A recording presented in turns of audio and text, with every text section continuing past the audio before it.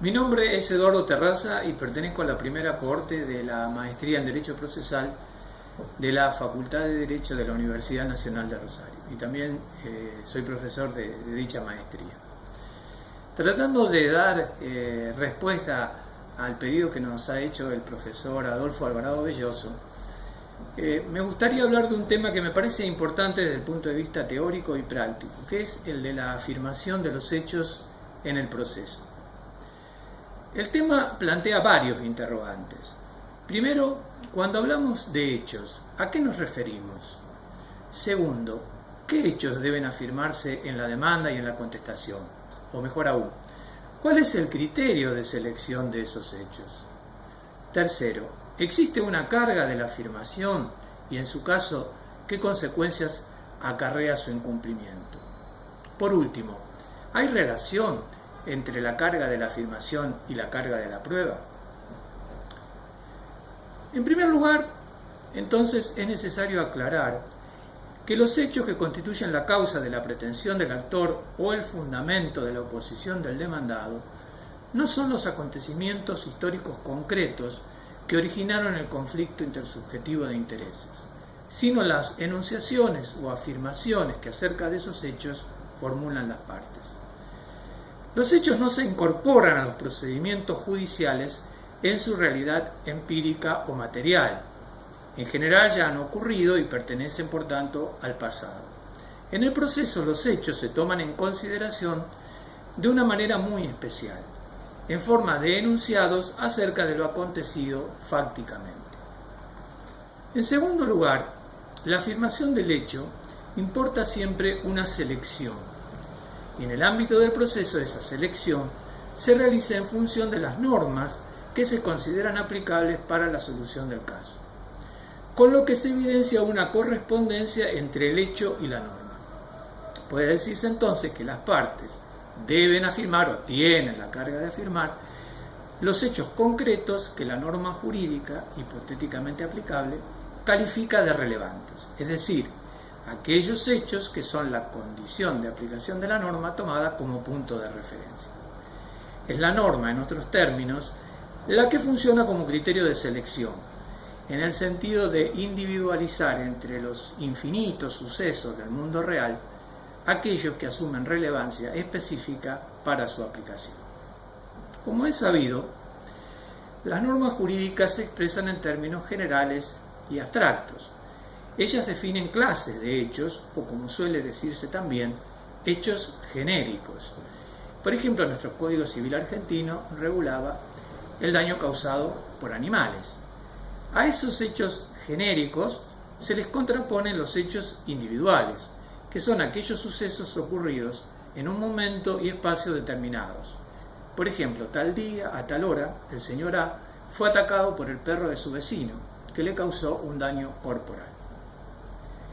Y son los hechos individuales los que deben ser afirmados y probados en un determinado proceso, puesto que solo los hechos concretos pueden ser enunciados como existentes en la realidad empírica.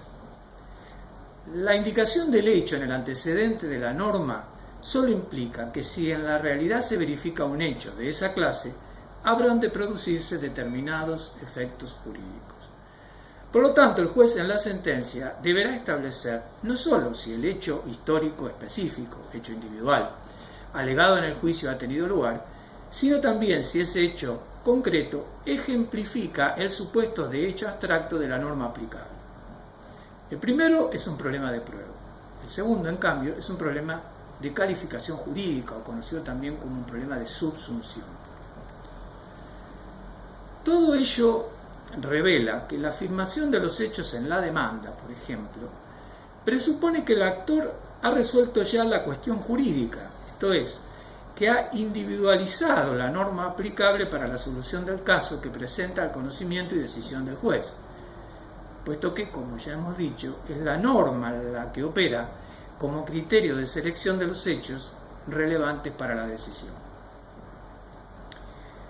Sobre las partes pesa la carga de la afirmación. En el sistema dispositivo de enjuiciamiento rige la regla de que son las partes exclusivamente quienes determinan el tema decidendum. El juez o tribunal debe circunscribir su pronunciamiento a las cuestiones planteadas por las partes, incurriendo en incongruencia el juez que al fallar no se adecuara a lo pretendido y resistido en el juicio. En consecuencia, las partes no solo tienen que probar los hechos necesarios para la decisión, sino que también deben introducirlos en el proceso mediante su afirmación, convirtiéndolos de ese modo en fundamentos de la sentencia. Y en esto estriba precisamente el concepto de carga de la afirmación, conocido también como carga de la alegación. La carga de la afirmación, por otra parte, se corresponde con la carga de la prueba, en este sentido. No todos los hechos necesitan prueba, tal el caso de los hechos admitidos o de los hechos notorios, por ejemplo. Sin embargo, al menos todos los hechos jurídicamente relevantes deben ser afirmados por la parte si ella quiere que se los tome en cuenta en la sentencia. Según Leo Rosenberg, vale aquí lo mismo que con respecto a la carga de la prueba. En este sentido, o sea, deben presentarse en favor del actor o del demandado aquellas afirmaciones concretas que se subsumen en el supuesto de hecho abstracto de la norma que beneficia a la parte respectiva. De ese modo, la carga de la afirmación, al igual que la carga de la prueba, solo tiene aplicación práctica cuando las partes han omitido una afirmación. Aquella parte cuya pretensión no puede tener éxito sin esa afirmación, y que por esa misma razón soporta la carga de la afirmación, experimentará el perjuicio debido a la omisión. Los casos más frecuentes son precisamente aquellos en los que la parte no tiene presente todos los presupuestos de la norma jurídica que regula el objeto del litigio, y entonces omite hacer las afirmaciones necesarias, sin las cuales no puede aplicarse la norma que le es favorable. Todo lo dicho hasta aquí es plenamente aplicable a los hechos jurídicamente relevantes, conocidos también como hechos principales, que son, como dijimos, aquellos hechos que ejemplifican en el caso concreto el supuesto de hecho abstracto de la norma aplicable. De esa manera es principal el hecho constitutivo del derecho deducido en la demanda, como también es principal el hecho impeditivo, extintivo o modificativo alegado por el demandado como excepción. Ya para concluir debemos decir que existe otra clase de hechos, que la doctrina denomina hechos secundarios, cuya incidencia en el resultado del juicio es puramente instrumental, o sea que tienen importancia para el proceso solo en la medida en que puedan servir para inferir la existencia de un hecho principal. Es el caso de los indicios, tema del que nos ocuparemos en otra oportunidad. Hasta el próximo encuentro.